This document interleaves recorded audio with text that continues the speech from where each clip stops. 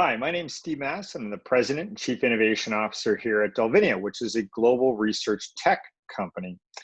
And once again, I'm here back monitoring the interest of virtual millennials during the COVID-19 outbreak. And I'm here with my good friends at Persona Panels. Mike, last week you looked at Corona Beer, which we all know is a pretty interesting brand given the times that we're in. And you showed how the brand could quickly revise its messaging using animated personas. That was quite an interesting demo you provided.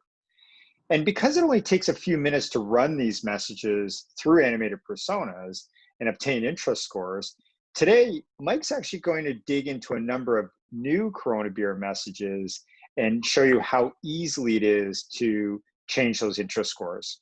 So Mike, over to you. Thanks, Steve.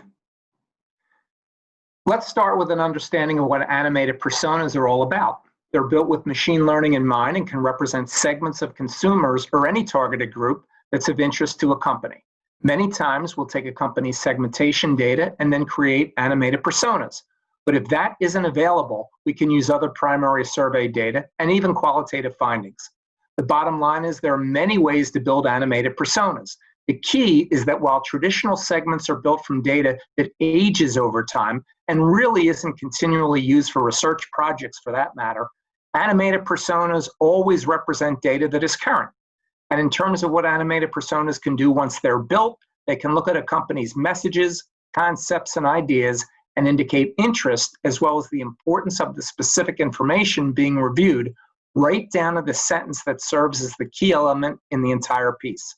It's quantitative in nature with a qualitative flair with results that can be repeated as often as you want and seen immediately in an incredibly cost-effective way that firmly supports ROI. Today we're going to look at 6 of our millennial animated personas that represent Generation Y. Companies like the rest of us are not behaving like they typically do, and this is evident in the way they are trying to promote their products, while not losing sight of the fact that COVID-19 is dominating most aspects of people's lives these days. As such, their messages in TV, print, and social media can be very different in nature. One company that was operating under a business-as-usual mindset and then blindsided is Corona Beer for obvious reasons. Consequently, they are no doubt examining their messaging with great scrutiny. One of the benefits of doing research with animated personas is being able to revise messaging and see results in minutes, as opposed to the weeks or even months it could take through traditional means. And in these times where the world seems to change in dramatic ways each week, fast results are needed more than ever. We had our 6 millennial animated personas look at the TV spot developed by Corona, but then in order to show the uniqueness of this type of research, we revised the messaging on our own and created 6 new versions in order to see whether we could boost interest. It's an exercise that shows the power of words in the eyes of millennial animated personas, a generational segment that is not homogeneous in nature. Let's take a look. So in the upper portion of our slide here, we've got the actual language that was used for the Corona TV spot. And below, we see the interest scores for our 6 millennial personas. And as you can see, the interest is somewhat on the low side. It ranges from 4% up through 22%. So this was our original message. This was our starting point for the exercise. Now let's see what happens when we start to make revisions. The first revision that we made is in red, and it's a sentence that deals with a couple of new elements. We've added social distancing into the message. We've also added family into the message. So we've added this into our original Corona TV spot that aired, and let's see what happens to the interest. Well, as you can see, there's a pretty dramatic increase in interest simply by adding this one sentence. So for example, millennials in name only went from 8% to 24%. And you see other sizable increases in interest. For example, millennial moms, 22% to 46%. Each of the millennial segments had an increase in interest, and many times a pretty dramatic increase, just by adding this one sentence. Now let's see what happens when we want to adjust that sentence. So now what we're going to do is we're going to use a new sentence. but we've essentially replaced the word family with friends. So we're now going to add the sentence in blue to our original message, and let's see what happens to the interest scores. As you can see, for many of the personas, there's actually a drop in interest when we replace the word family with the word friends. So as an example, millennials in name only went from 24% interest down to 18% interest when we replaced family with friends.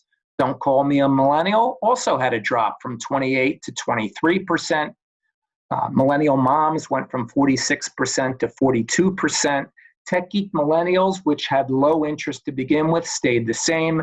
Environmental millennials stayed the same. And do the right thing millennials also had a very slight drop in interest. But just the changing of one word did have an impact on interest for the personas.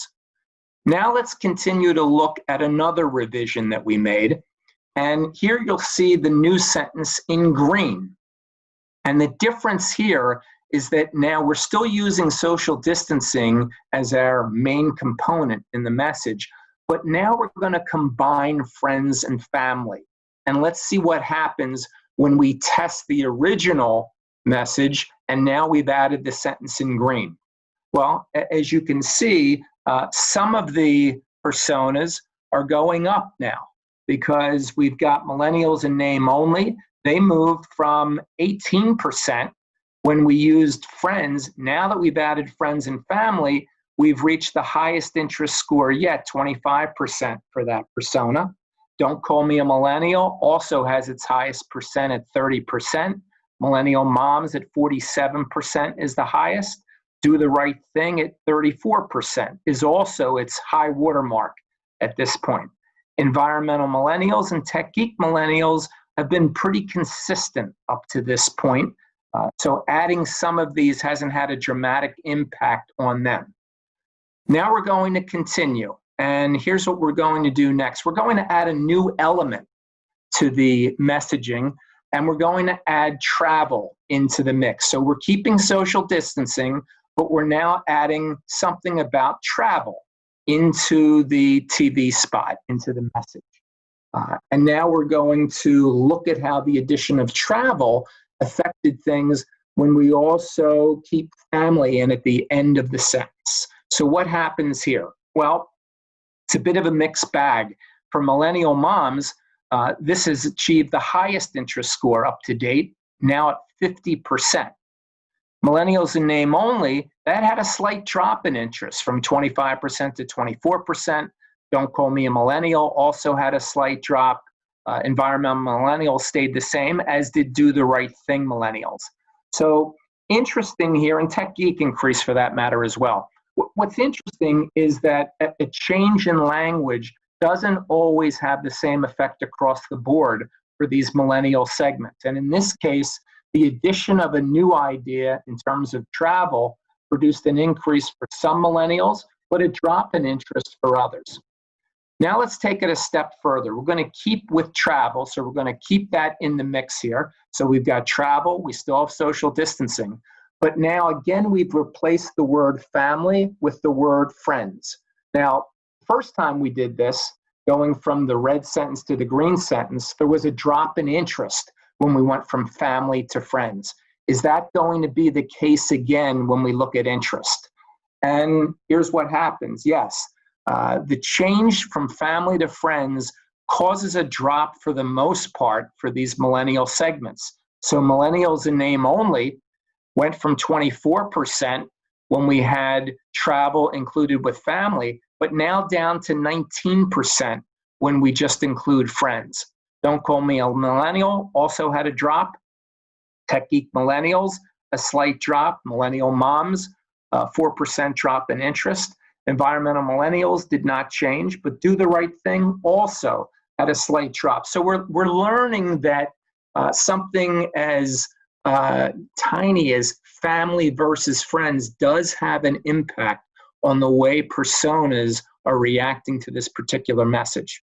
The last iteration that we have is the one where we've now kept travel into the mix, but now we've got both friends and family added at the end of the sentence. So this is our most comprehensive sentence of all the iterations. And let's see whether it does have an effect on interest that's positive or negative.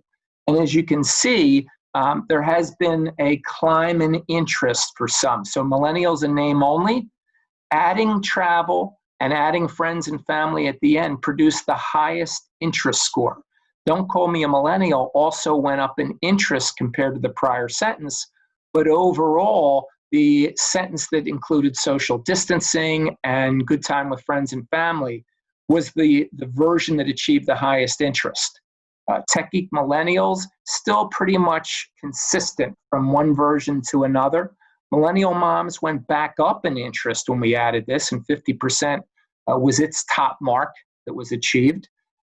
Environmental Millennials also increased slightly, as did Do the Right Thing Millennials.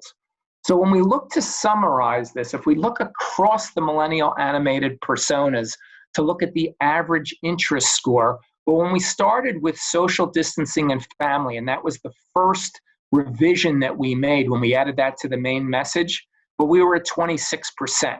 When we replaced family with friends, there was a drop in interest. When we kept social distancing in place, but now included friends with family, well, at this point, that's our high mark at 27%. But then when we added travel to the mix, but kept it as family, the average interest score climbed to 28%. Again, eliminating family and looking at friends in place of it seems to have more of a negative impact on interest as it went down to 25%. The most comprehensive message, travel with social distancing plus friends and family, produced the highest interest score along with the travel, social distancing, and family revision. So it's very clear that just the addition of a word or two can have an impact on the way interest is looked at by millennial animated personas.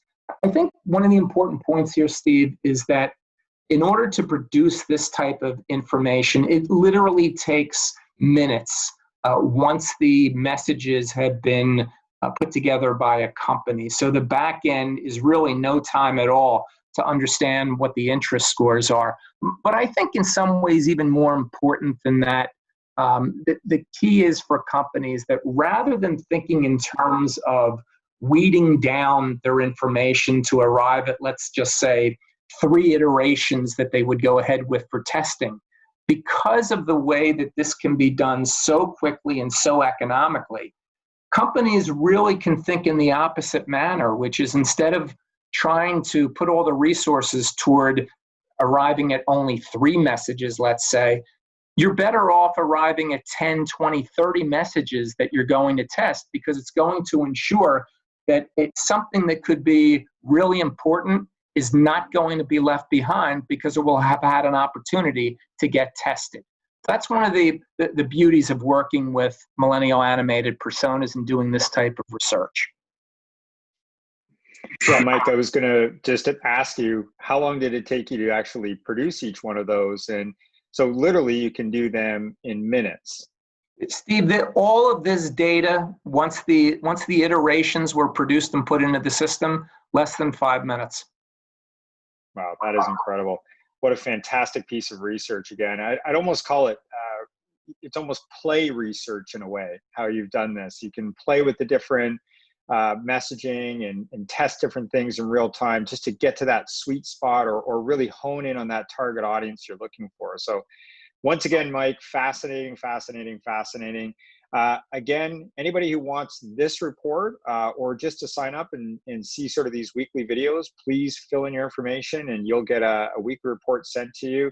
And until next week, stay safe and stay well.